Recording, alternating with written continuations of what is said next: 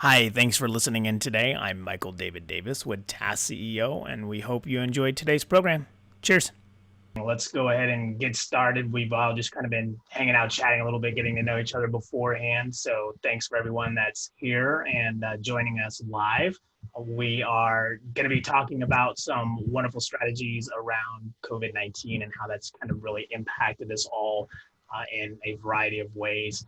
We have three wonderful guest speakers with us that have taken the time here for an hour to kind of really enlighten what they're doing themselves as their leadership and their role, and also what they're doing with their company and what that impact has had an effect. And hopefully we're going to learn something. I know that's what I'm here for, and I think many of you are as well. And so really without any further ado, just give you guys a little bit of introduction here. We have Peter Sacco from Adelante Shoe Company, is the founder and CEO. We have Wouter Abels, who is the VP of Sales of NADAP. And then last but not least, of course, we have X Wang, who is the founder of Essence of Email. Please come on in and give us a little bit of an introduction of who you are and of what got you started with your company. Head it off, Peter. Hey guys, Peter Sacco. I started Adelante Shoe Company a few years ago after working in economic development down in Latin America after college. And what we do is we hand make shoes down in Guatemala. They're made to order and we deliver them direct to your door in 10 days. Because they're made to order, we can do any length, any width. We can personalize the style for you. And over the course of those 10 days, we introduce you to your craftsman. You get a video of him hand making your shoes. So I like to say that we actually sell a 10-day experience that culminates in the best pair of shoes that you've ever worn. Yeah, that's kind of how it started and what we do. Wouter, tell us a little bit about what you've got going on. Yeah, so my name is Wouter Abels. As you can hear of my accent, I'm from the Boston area. No, as a matter of fact, I'm Dutch. I moved over to the United States 4 years ago.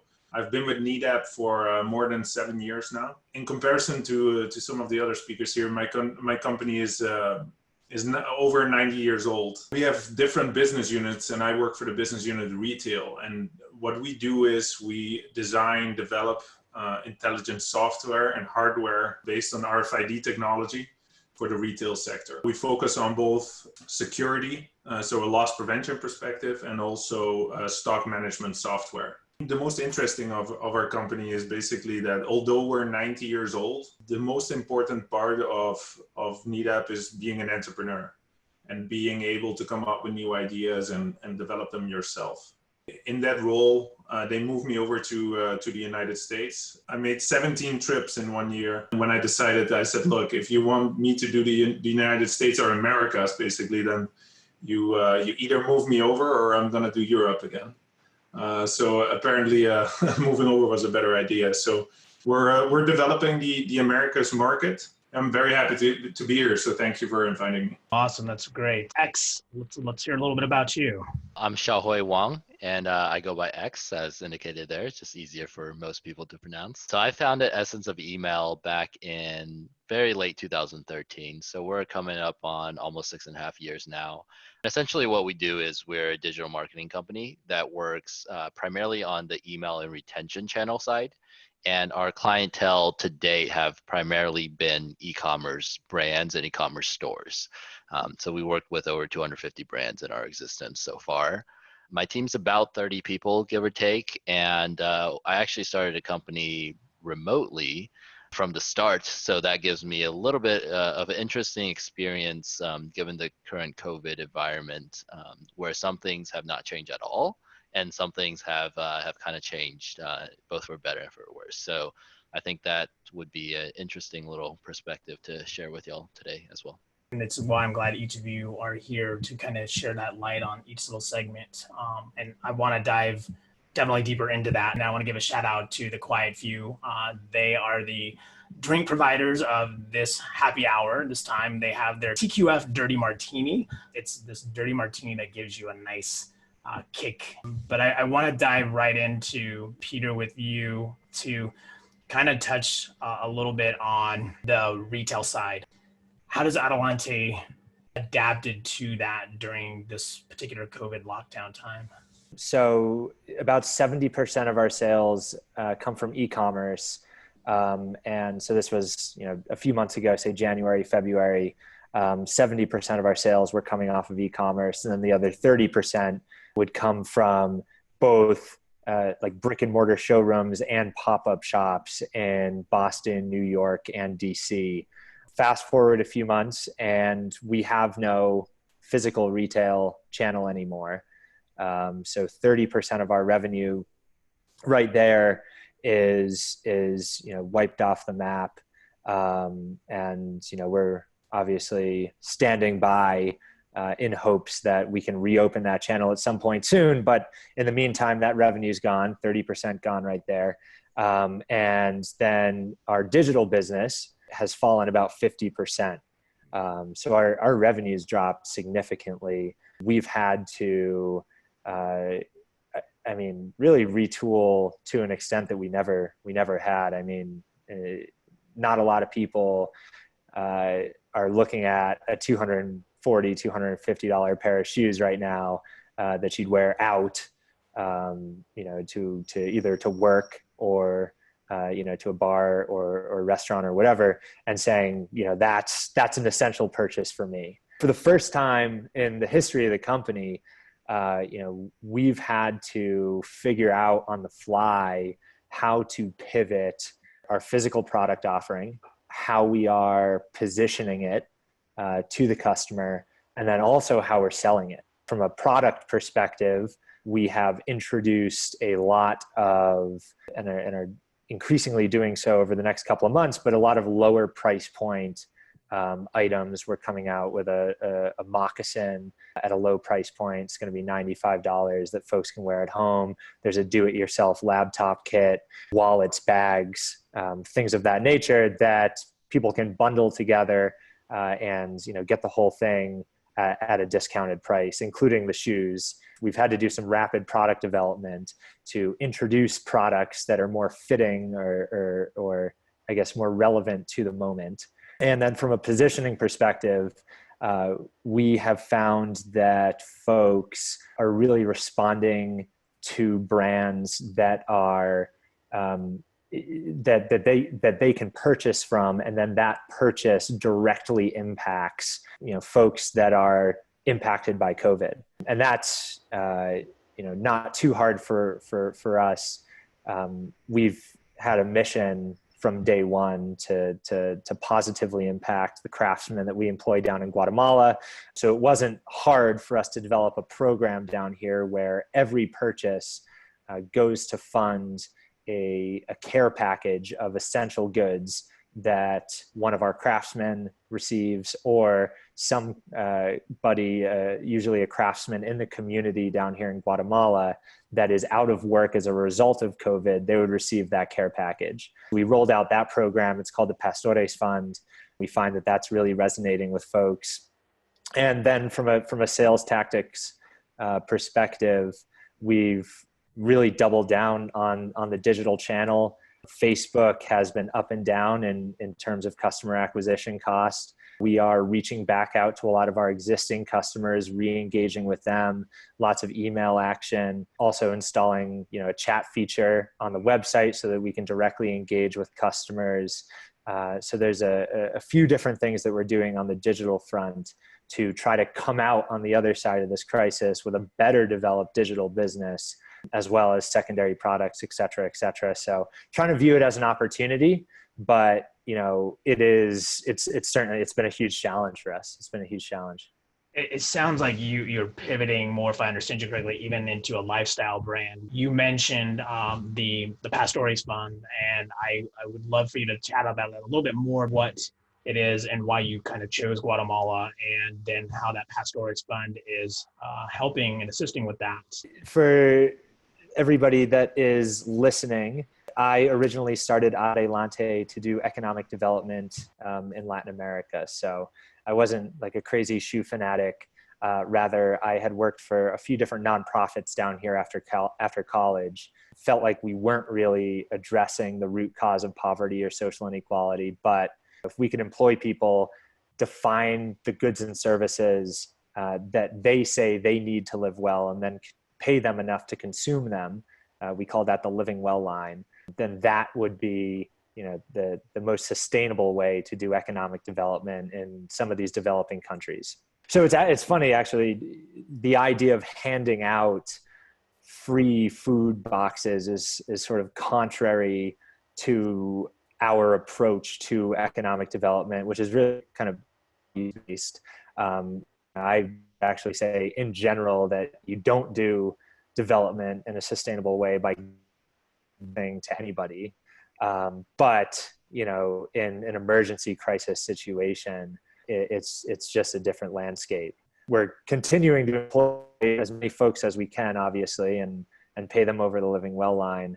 We're trying to make up for some lost ground or middle ground there with the Pastores Fund as well. Is there a geopolitical climate difference between what business is like in the US and in Guatemala, and is COVID impacted Guatemala differently than the US, and how you've kind of, addressed that? From a geographic perspective, I mean, the president of Guatemala actually got a pretty good jump on preventative measures with COVID, which was really nice to see. We had the benefit of him actually being a doctor. Hypothetically, he understands this sort of thing, or at least has a bit more of a perspective on it. When there was only a handful of cases identified in Guatemala, the president had instituted a curfew, shut all the borders, interdepartmental travel bans, all sorts of stuff like that. And I would say it's paying off.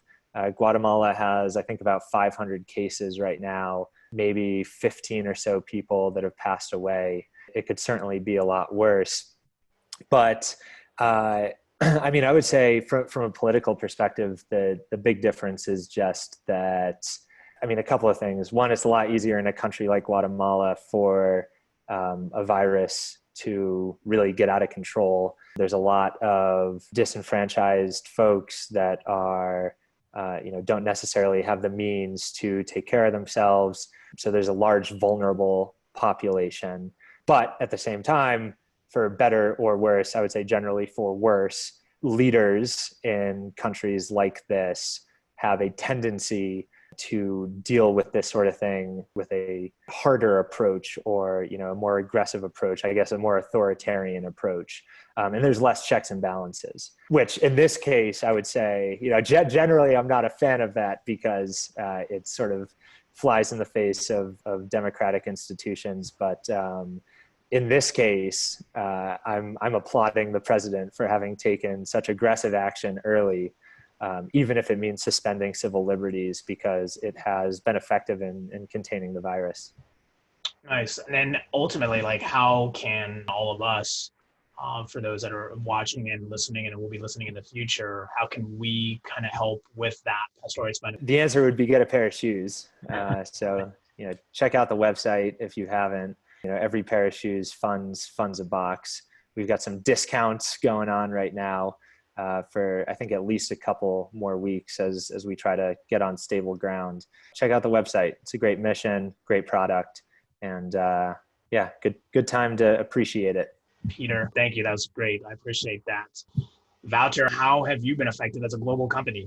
Yeah, so it's good and bad from several perspectives. I blame myself even on how I changed my perspective on COVID versus in January and now. It was a completely different approach and a completely different mindset that I had personally compared to what it is now. And that being said, I was a little bit aware because China went on lockdown, I think somewhere in January, half January, I believe. And we have an office in Shanghai and Hong Kong.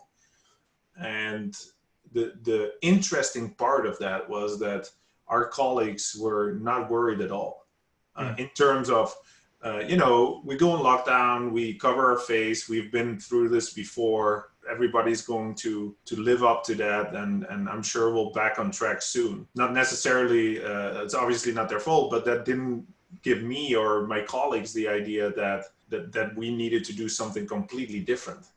Now, that being said, we did see obviously a decline of business because we sell to retail stores.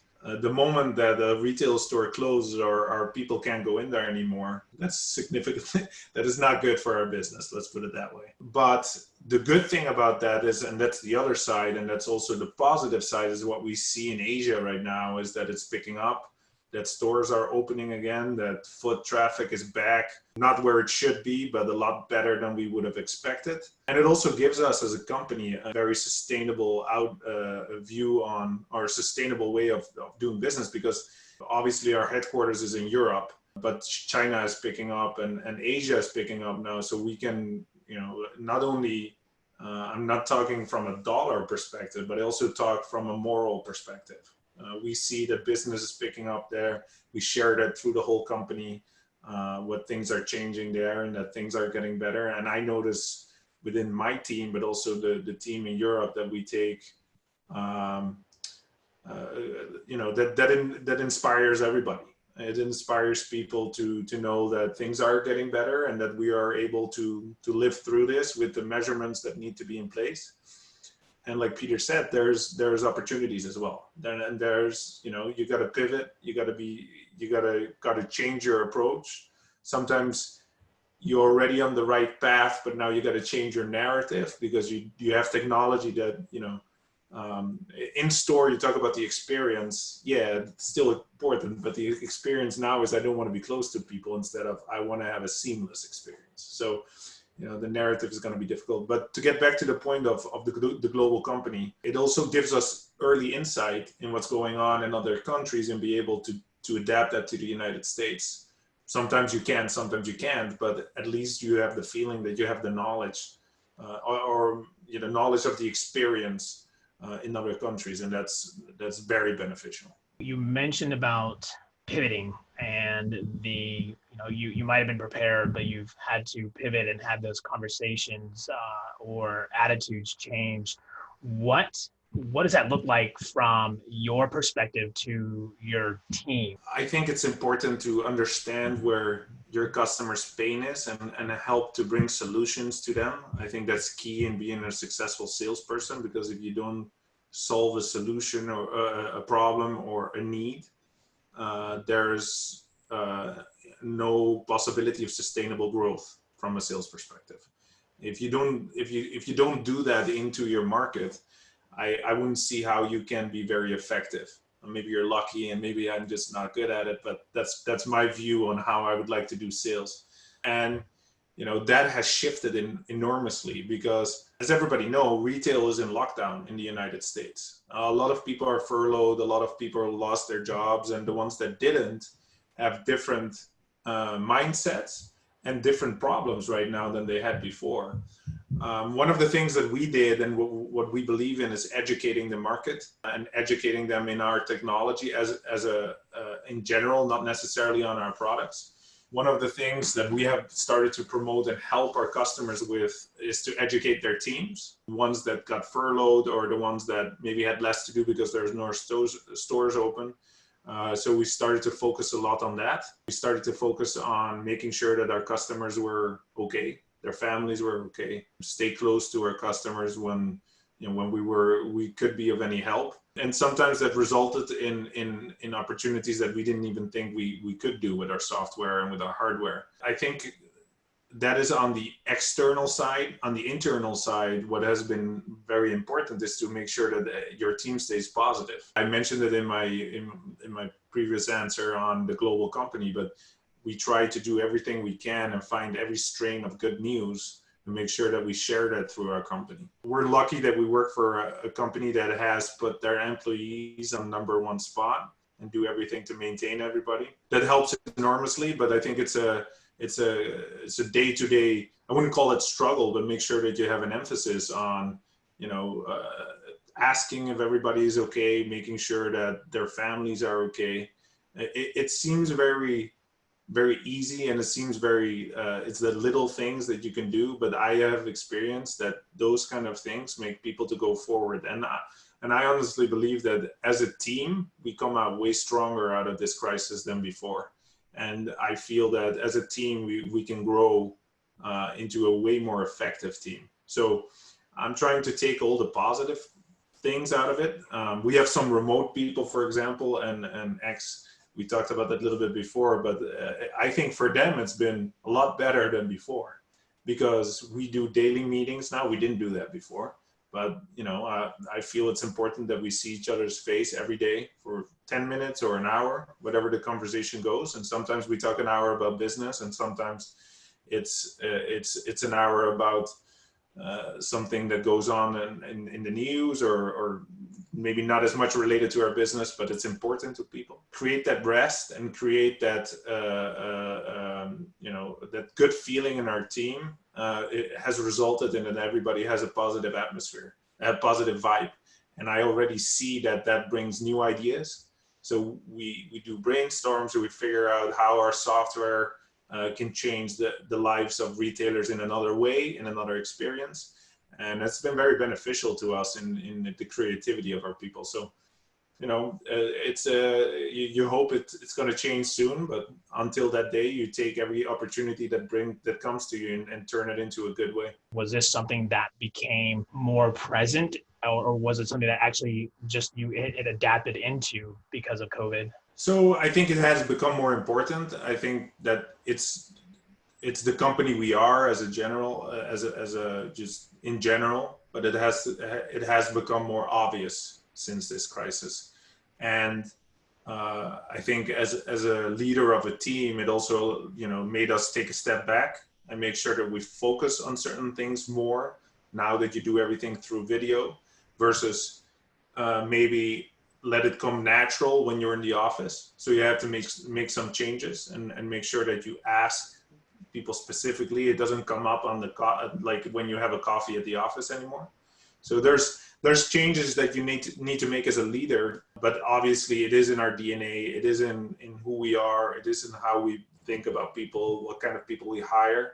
But still, you need to adapt. And like I said before, I think that companies, teams can come out a lot stronger out of this crisis. And, especially even in retail, the ones that are in deep trouble right now in retail is not because of this crisis. It's also because they had some problems before. It just makes it worse, and it makes it very obvious. But at the end of the day, we believe retail will continue to exist, and the experience just becomes different, and internally and externally it becomes different. And you need to adapt, you need to pivot, and you need to make sure that you stay on top of everything that's going on. And luckily, also we've been very lucky at NETA that we get these tools and we get everything. We're able to maintain all our employees, and so there's a lot of factors that play into that, but you still got to use those tools. You mentioned the tools and having those remote workers now, and that's just really throwing it right into your category. I think that you're the best person on here to probably speak about what that remote life is like, especially since COVID has happened. For many of us, we've had to adapt to what seems to be the essence of email's way of life since the inception. If you can give us a bit of insight of your world of that, I would love to hear about it. Yeah, absolutely. So I kind of, the origin story is I unintentionally started the business to promote a lifestyle almost, because I had caught the travel bug a while back, and I decided to just buy a one-way ticket to Thailand and spend about 4 years running around the world. And thus building a business from the ground up remotely from a start. So it's very much in everything that we work.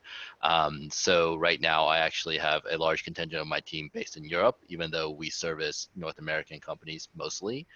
And we also have, some distributed global brands as well as ones in Australia and in Europe itself. So very much, I think there are a lot of challenges, but also sort of some forcing functions, like Walter was kind of mentioning, that when it comes to clarity and communication, when you're remote, like you just have to be that much more vigilant in terms of communicating what you need. For example, one thing we've been doing over time and specifically lately is having instruction manuals on everything, checklists on everything, right? Because when you're in an office environment, it's very like there's a lot of like sort of learn by doing and learn by like watching and observing. You can look over someone's shoulders, you can call someone over quite easily. When you're in a remote environment, you don't really have that luxury in the same degree. So things can be misinterpreted quite easily, especially via like, let's say Slack messages or email, right? It lacks that contextual tone. So conflicts could arise based on misinterpretations, or people are doing tasks or executing on things incorrectly because you weren't clear enough in your communication. At any rate, I think in terms of us, like the whole remote environment, we've gotten used to it, first of all, and I think every day we still try to get better at this way of work, because this doesn't really come super naturally, to everyone.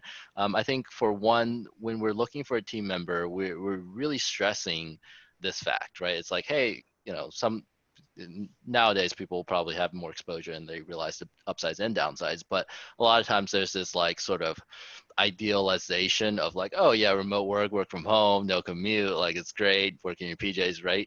But when we're hiring into the team, we really like vet that out. We're like, okay, well, like, do you understand the isolation that could come from that? Like, because people are social animals, right? And when you're in a work environment where you're spending 8-10 hours a day, whatever it might be, like that's part of your social sort of interaction. And when you're behind a screen, you lack a lot of that, right? So being able to find people who can adapt or who are naturally more inclined to be able to operate in that environment helps a lot. I know for myself, like this is, I'm perfectly comfortable, like sitting in front of the screen for 8 hours the entire week. So at any rate, I think there are a lot of challenges, but at the same time, it really forces you to increase your communication, to be very clear with both the people you're talking to, but also the core values and DNA of your company, right? So one thing I've seen with COVID, both for us, but also for our clients and other brands that we've observed, is it really brings into the forefront a lot of things that are very latent before, right? Both the good and the bad. So for example, like just for ourselves, for example, we were able to retain all of our customers, all of our clients through the crisis so far. Knock on wood, right? We've had to talk to a few and have some frank conversations in terms of adjusting pricing or terms and just to help with cash flow and such, because not everyone, some were really getting hurt, and then there are a handful that were actually benefiting from demand. They might be in medical supplies or something like that. But I think that is a testament to the investment we made in producing a quality service, in connecting with the clients, and really like treating them as partners, right?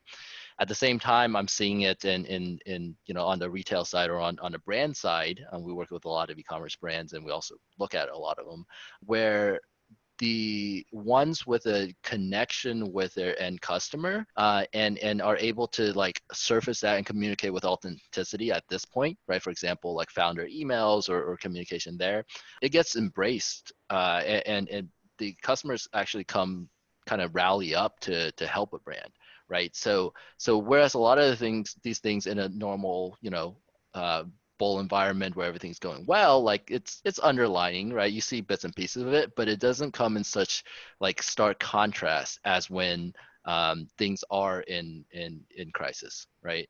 On the other hand, I've also seen a lot on the negative side, right, where it's like there are problems, and now there are more problems, right, that really come into play. So, anyways, I think that is something distinct across a lot of businesses I've seen. What types of motivating factors that you do with the teams to keep motivated with just the same day-to-day tasks that you're used to doing already remotely?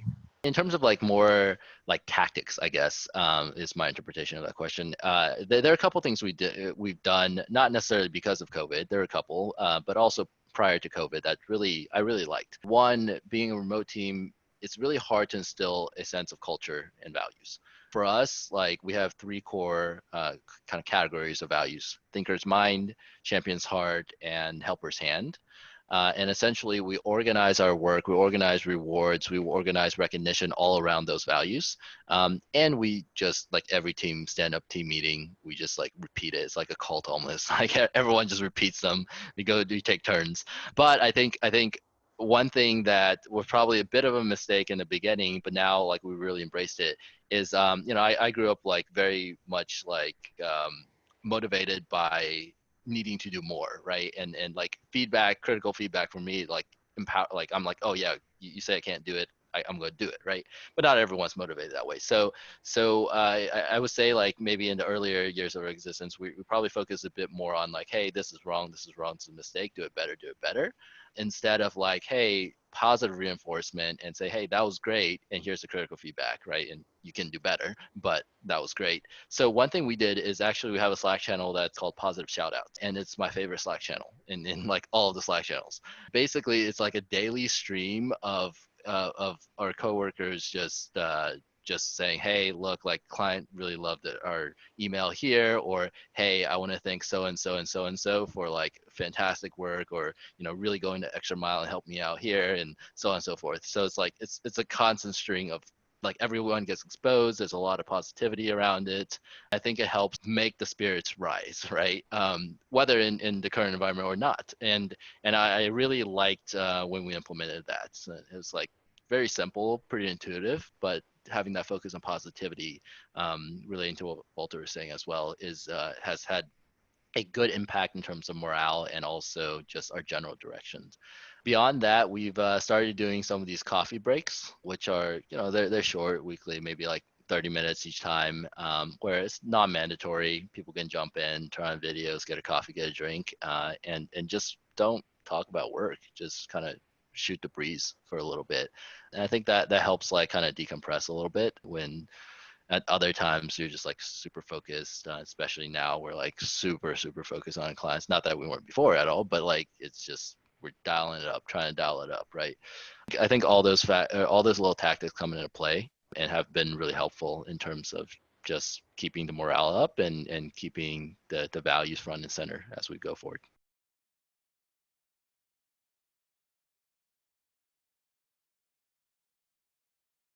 Right before we open this up to kind of everybody, I've got some wonderful kind of group wrap-up questions I want to ask each of you for you to just chime in whatever. But because of your marketing world, I'm just going to ask you, what is the best one, be it a customer or not a customer or a current client of yours now, that you have seen come to you as a customer of that brand that you said, man, I wish we would have thought of that, or guided that kind of conversation?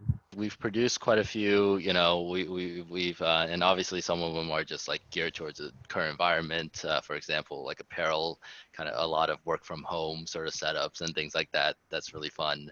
We have a retailer that sells sort of equipment for dogs, like harnesses and things, and they made like a little dog theme like masks, and those are all quite fun. But I think what was really the ones that stood out to me were ones where it's like it shows behind the scenes of the people involved in the process of that product, right? So these ones, some like I think my favorite one's probably one where it's just like a little gift of the warehouse workers wearing full gloves and face masks and everything, right? And then just like putting the things and the products in the packages and waving, right? And then the coffee was like, hey, we're still open for business, like blah blah blah, and it's coming from like the founder, right? Like that level of authenticity, I think is really like it for me. Like I wasn't I wasn't even really a customer of that brand. I just saw it on social, right? And I'm like, that's awesome, because like ultimately people relate to people. They relate to products, of course, too, but it's like it's the humanity behind it, and it's that authenticity that, hey, we all are kind of unified in this boat, and we all are suffering in different degrees, and to be able to see that people are pushing through it and to be able to get back into that, like I think that's what solidifies a brand, and I loved it. So now I definitely want to open this up to Peter Valter X as well. I'm very curious because this has probably been something that's weighed on a lot of people that are in your shoes. pun intended, Peter. But have there been any type of external resources that any of you have had to reach out or utilize to continue to keep your company going or to be able to operate on a daily function? We applied for the PPP loan, fingers crossed. I mean, it's just, this is like crisis management for us. This is like crisis management on steroids. I mean, we've cut our expenses down to probably about a fourth of what they were 4 months ago. The name of the game for us is survival. Right.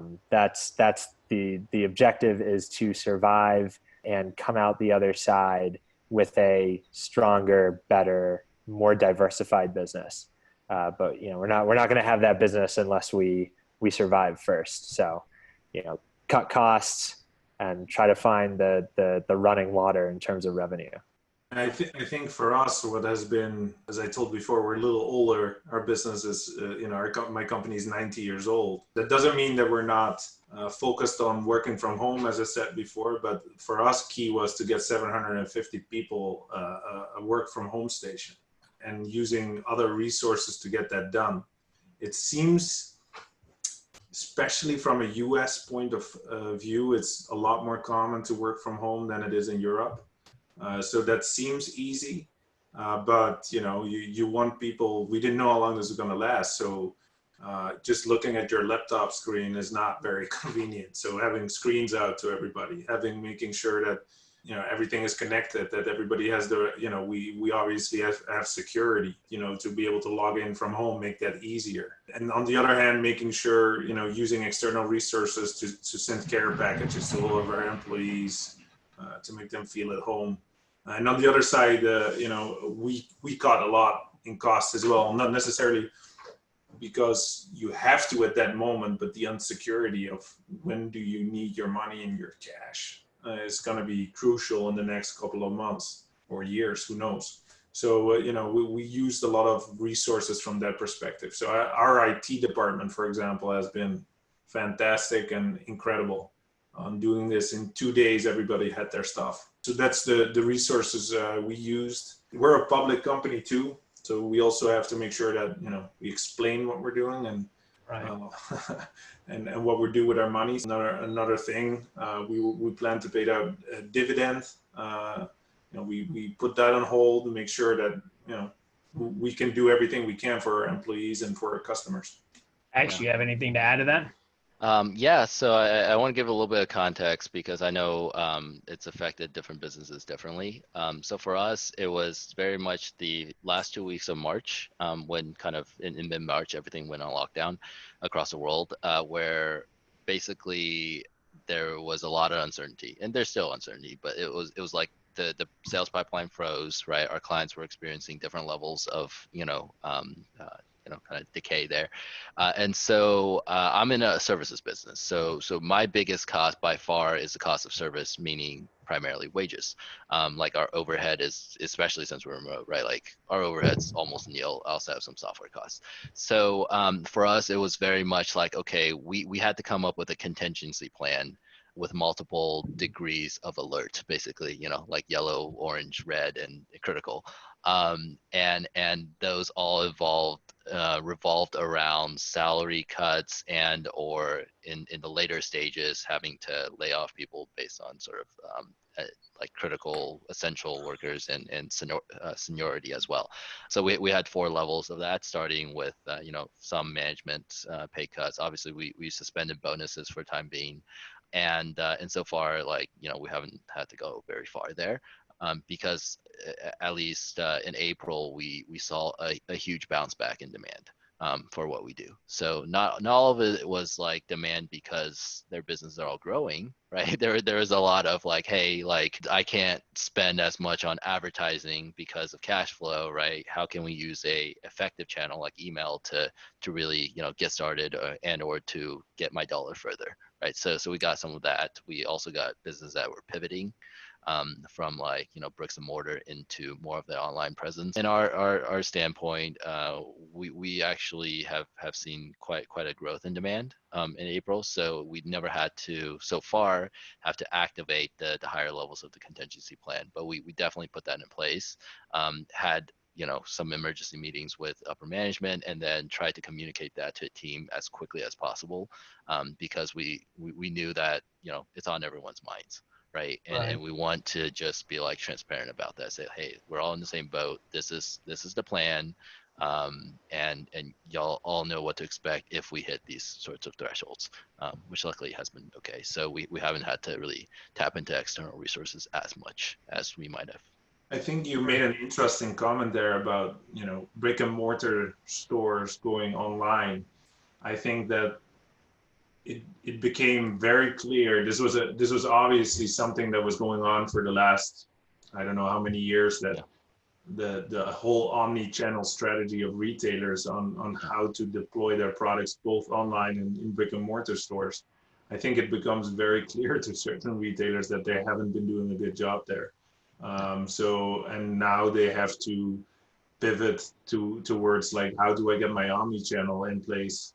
That was in 2 months became very obvious. That there was one retailer, I don't really recall the name right now, that had to close their online shop because they couldn't deploy the products. And so I find your comment very interesting. I think there's a good market for it now that, people think, oh boy, maybe I need to sell online now a little bit, do that a little bit better. Yeah, and what's really interesting is beyond, because I think the retail to e-commerce part is fairly easy to grasp, right? But what's interesting is I'm seeing people really innovating on new business models that really take offline businesses, traditionally offline businesses, and just finding new ways to sell it online. So like in-person trainings, right? That translates to webinars, and then I'm talking to like yoga studios and things like that, where they're really like, okay, well, how do I have a customer base that I've built up over the years, right? But now I can't deliver them the value in the way I'm used to delivering it. So how do I still like figure out a way to do that in this environment? So it's actually quite interesting. I think like this crisis on the bright side is a spark for innovation. And I think like coming out of it, we're going to see some new business models and tactics develop around industries that may traditionally not have been very exposed to the digital world. So yeah, I that's agree. Pretty cool. That's going to be, the other week I did actually a customer of mine, her husband is a personal trainer for celebrities, and she said, hey, do you want to do a training with him online? He's figuring it out how he needs to do it, so he needs some people to do it with. And I can tell you that he killed me regardless, even online. So it still works, right? Yep. To wrap up, how do you envision if COVID were to end, tomorrow, everything was gone back to what we used to know as normal? How do you feel you're set up for that and positionally? So COVID ends tomorrow and things go back to normal, except the impact of COVID, it carries forward, correct? Is right, yeah. I mean, as it relates to our business? Sure, yeah. Or even yourself personally. Yeah. I mean, I don't know. I'm still trying to, figure it out. I mean, there's, people say the handshake is dead, and, there's all sorts of like societal things that will change. But I think I'm hopeful that one of the things that will happen, I'm hopeful for a couple of things. And one of them is, I think, more personal than business. That one is that like remote work gets accelerated like a decade in a year. Both like acceptance for it and people's ability to do it. And then in general, e-commerce, I'm kind of what everybody was just talking about. I'm hopeful that e-commerce in general gets sort of accelerated, and more folks figure out how to sell online, new channels develop, better ways for engagement, et cetera, et cetera. In our business, we still have barriers to purchase around, for example, fit.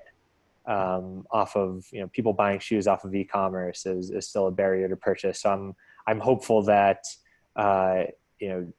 this sort of forces people to become more comfortable with purchasing different things or engaging in different ways digitally, which ultimately would benefit us. I think the experience is going to be so much different. Like shaking hands, obviously, is an obvious one, but how are people going to feel in stores, or do they, how are they going to be approached? What is that going to do to people? So I think it made an impact already. It's never going to go back to normal, in my opinion. This has made such a big impact on everybody, on our kids, on our parents. I don't see how we could go back to normal. Maybe I'm wrong, and you'll see that in business life too. So I agree with you. The acceleration of working from home is going to be massive. More in Europe, in my opinion, than in the US, because in the US it was already a thing. A lot of people, but still, people can use smaller offices.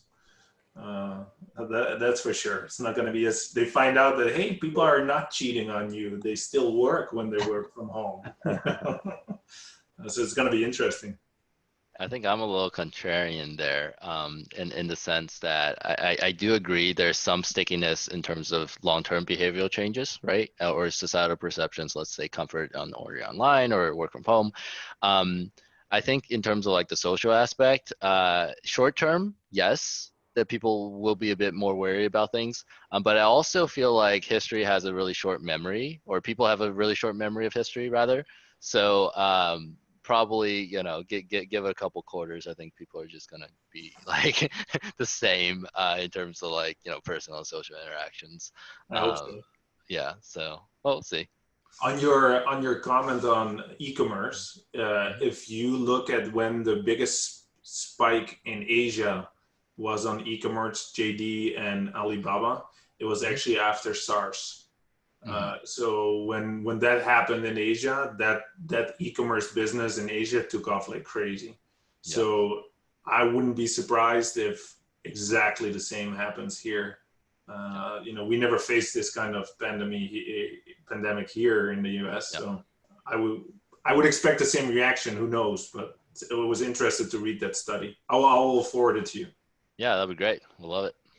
I think I'm going to take it I'm going to times 10 UX, because I'm a hugger, and I will do that with people I meet pretty soon, just because I feel like there's just that thing about the connection of humans. And when I moved to Boston 2 years ago, most Bostonians don't hug. And so making and coming up to people and hugging, they're like, what are you? Who are you? What are you doing? And so to me, when I think about what's happening in the world, that's like what I think Boston's always had, that COVID mentality. So I think ultimately, I agree. I think we have a short-term memory, and I think we do desire that human connection, especially as much as we have been closed off now. I think we will see within a month, and we'll forget. Then, of course, maybe there's a second wave, but that's a whole nother conversation another time. But I want to be respectful of your time. You guys have done a wonderful service of communicating. To wrap this up, if you can, in one sentence, maybe two, really, what advice do you have from your experience during this right now? Like, what advice do you want to share to everybody that might give us another day to hang on to? I guess I would say if you're selling a consumer product that is not like hygiene or I don't know, comfy slippers, find a way to adjust your product to resonate within the moment or the context of the moment. Care to elaborate a little bit on that? Just a tad? That was 1 second. That was 1 sentence. I know you did. You're good. You're following the rules. Good. Good on. Yeah. Well, that's, I mean, that's exactly the challenge that we were facing with selling, beautiful leather, wear them outdoors boots, is that it just doesn't speak to the moment. Right. So, you got to find a way to really like tune in with your customers. I thought these guys made a great point earlier that businesses that have access to their customers and are close to them or already have a conversation going with them from a brand perspective, I think those businesses have a real advantage. But yeah, you got to figure out, how can you empathize with your customers, understand where they're at, and speak to them. And if you don't do that, you're not going to sell.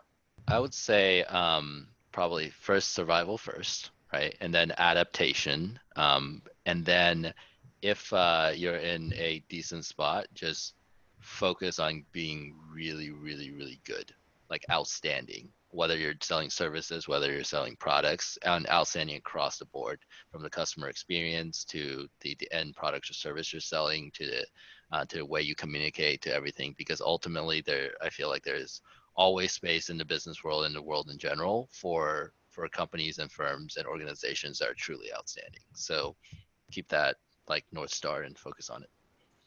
I agree. I think one of the things that are going to be very essential is that when you are, implementing products and like Peter said, you have to change, make sure that you create a very quick path to approval of the product or not. So do quick prototyping, make sure that, you assure yourself, because this world changes by the day. So you got to make like very quick adjustments to your product or your product offering, whether that's a service or hardware. Make sure that you get very quick approval of your customer base, whether that's a good fit or not, because it's going to be key to move quick. And it was already a quick moving economy and a quick moving world. It's only going to get quicker and faster, and changes are coming upon us so much faster. Now, you saw with the pandemic, from one day to another, bars are closed. So what are you doing now, right? So how do you test that real quick? I think that's going to be key. And it sounds very easy, but stay positive. Find positive things in every day, and help your colleagues or your loved ones if you see they're down, because it's gonna be a tough one on a lot of people mentally. And I'm not sure if that's if there's enough focus on that. So those two things, I would say. Nice. Excellent. I find that you guys all have these great moments of conversation of what these ideas are. And I have one simple one, and it's even simpler than vouchers. And that is just take a shower.